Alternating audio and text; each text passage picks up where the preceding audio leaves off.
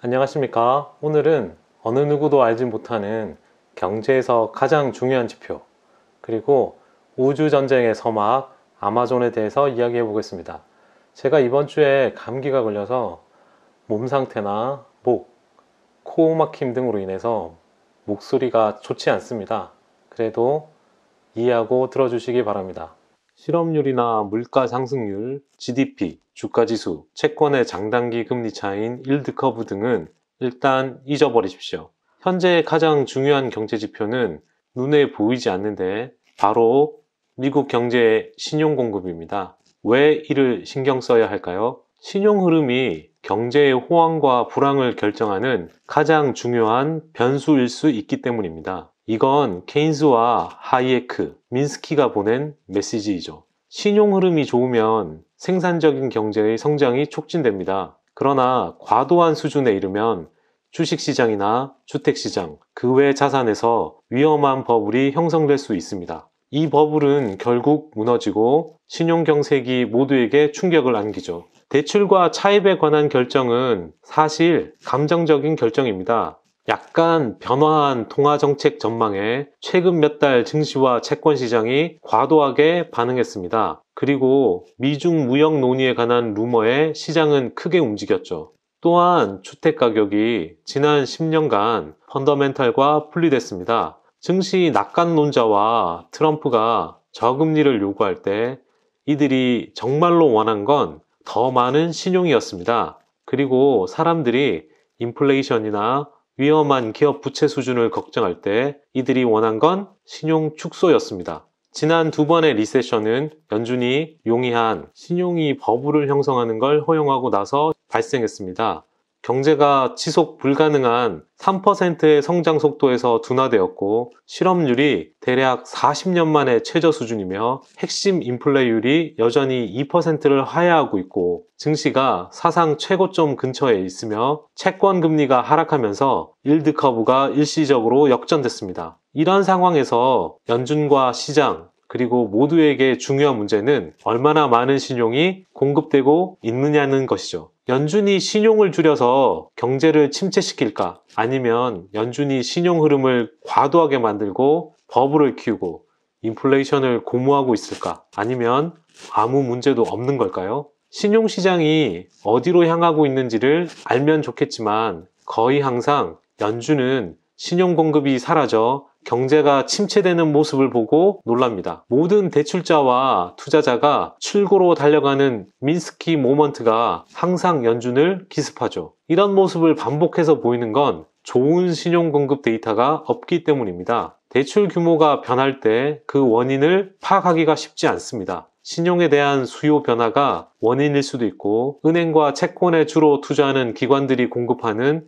신용 규모의 변화가 원인일 수도 있습니다. 이 차이가 연준에게 중요한데 광범위한 신용 경색이 아무런 경고 없이 경기 확장을 끝낼 수 있기 때문입니다. 지난 금융위기 이후로 연준과 주요 경제 리서치 그룹은 금융 여건을 측정하는 다양한 지수를 개발했습니다. 신용 사이클의 전환점을 찾아내기 위해서죠. 채권 시장의 금리와 스프레드, 주가, 환율, 대출기관 및 차입자의 심리조사 등 수백 개의 요소가 지수에 반영될 수 있습니다. 그러나 지금 봐도 이 지수들은 2009년 금융위기 전 신용경색을 미리 경고하지 못했습니다. 많은 애널리스트가 장단기 금리 역전 현상에 대해 심각하게 생각하고 있는 이유가 여기에 있는 것 같습니다. 일드 커브가 보내는 경고 신호는 믿을만 하죠. 연준이 너무 긴축해서 은행 등이 대출을 통해 이익을 내지 못할 거라는 게 일드 커브 인버전이 보내는 하나의 메시지일 가능성이 있습니다. 금리가 역전된 환경에서 은행이 단기로 차입해서 장기로 대출하면 이익을 낼 수가 없죠. 경제 성장을 고무하는 야성적 충동이 반전될 거라는 게 인버전이 보내는 또 다른 메시지일 수 있습니다. 연준은 연방기금 금리를 조절하고 채권 포트폴리오를 조정하며 향후 정책에 대해 안내합니다. 연준은 이런 일들을 통해 사실상 신용의 수급을 조절하는데 물가 안정과 최대 고용, 안정적인 금융 시스템이라는 목표를 달성하기 위해서입니다. 경기가 안 좋을 때 연준은 금리를 내려 은행이 신용을 충분히 공급하게 하고 경제가 완전 고용 상태에 이를 수 있게 하지만 인플레이션이나 버블은 원하지 않습니다. 반면에 경기가 과열되면 연준은 금리를 올려 신용 성장을 억제시킵니다. 현재 금리에서 얼마나 많은 신용이 공급될 수 있는지를 모르면 적절한 수준을 파악하기가 어렵습니다. 연준은 단기적으로 자원이 얼마나 공급될 수 있는지를 대략적으로 알고 실업률은 노동 공급에 대해 말해주고 있고 설비 가동률은 생산된 재화의 공급에 대해 말해줍니다. 또한 연준은 원유나 대두, 철강, 주택, 자동차, 스마트폰 등 수많은 재화와 서비스의 잠재적인 단기 공급을 알고 있습니다. 하지만 신용 창출은 거의 임의적입니다. 은행 금고안의 실물 재고가 고객을 기다리고 있는 게 아니고 신용 공급량의 물리적, 금융적 요인만큼 심리와 판단, 야성적 충동도 크게 작용하기 때문입니다. 대출에 관한 데이터들은 처음부터 엇갈리는 신호를 보냅니다. 한편에서는 차입자가 자금을 쉽게 빌릴 수 있고 다른 한편에서는 신용시장에 접근할 수 없다는 것이죠. 소규모 기업 경영자 중 2%만 신용 접근성을 중요한 문제로 지목했습니다. 상업용 및 산업용 융자, 부동산 론 등 소비자 대출 같은 은행의 핵심 대출이 최근 13주 동안 연 6.6%의 속도로 그리고 지난 1년간 5.3%의 속도로 증가했습니다. 채권 시장 내 일부 영역은 약세입니다. 연준 등이 과한 상태라고 지적한 자산담보부 융자와 신용이 안 좋은 기업에 대한 레버리지론이 특히 그렇죠. 한편 자사주 매입과 합병을 위한 차입의 필요성이 줄어들어 투자 등급 채권의 신규 발행이 다소 둔화됐습니다. 중요한 건 신용경색 경고음이 울리지 않고 있다는 점입니다. 일반적으로 신용 흐름이 막히면 기업들이 채권 만기를 연장하지 못하는 일을 가장 먼저 목격할 수 있습니다. 기업들이 운영자금을 찾아 몰려들면서 단기 금리가 급등하고 근로자들이 임금을 못 받고 해고를 당합니다. 그리고 주문과 리스가 취소되고 연체와 디폴트가 증가하며 자산이 헐값에 팔리게 됩니다. 이런 일들을 현재 목격할 수가 없습니다. 지금은 신용경색이 아니라는 점이 거의 확실하다는 거죠. 자격을 갖춘 차입자가 거의 다 융자를 받을 수 있습니다. 하지만 어느 정도의 신용 공급이 적절한지에 대한 의문은 아직도 풀리지 않았습니다.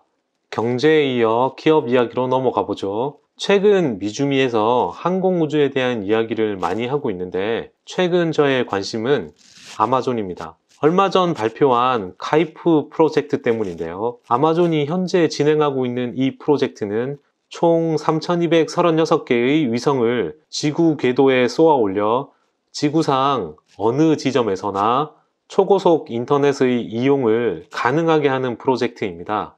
현재 아마존은 스페이스 X와 다른 업체에 비해 뒤처져 있습니다. 이를 따라잡기 위해 스페이스 X에서 스타링크를 진행했던 라지브 바디알 전 부사장을 영입한 바 있습니다.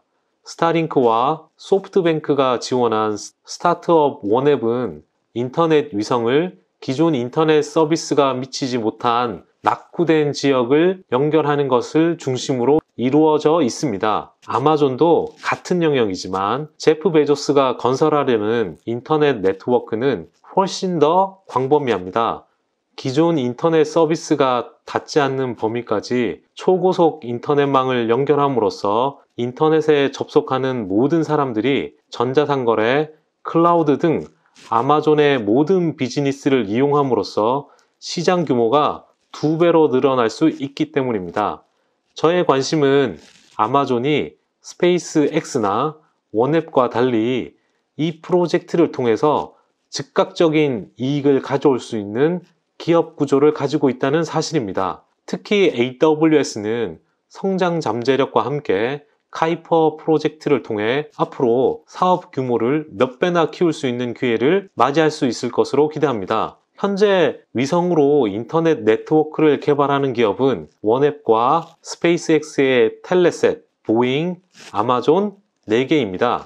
전문가들은 우주 프로젝트의 하나인 광대역 네트워크를 차세대 금광이라고 이야기하고 있습니다. 아마존의 인터넷 사업은 네트워크 형성에 머무르지 않고 기존의 다른 제품과 인터넷 접근성을 묶는데 큰 의미를 둘 수 있습니다. 즉, 아마존이 제공하는 서비스로 끌어들이려는 계획이라고 말할 수 있겠죠. 고객 개척 정신, 정말 무서운 회사라는 생각이 들지 않나요? 끝까지 들어주셔서 감사합니다.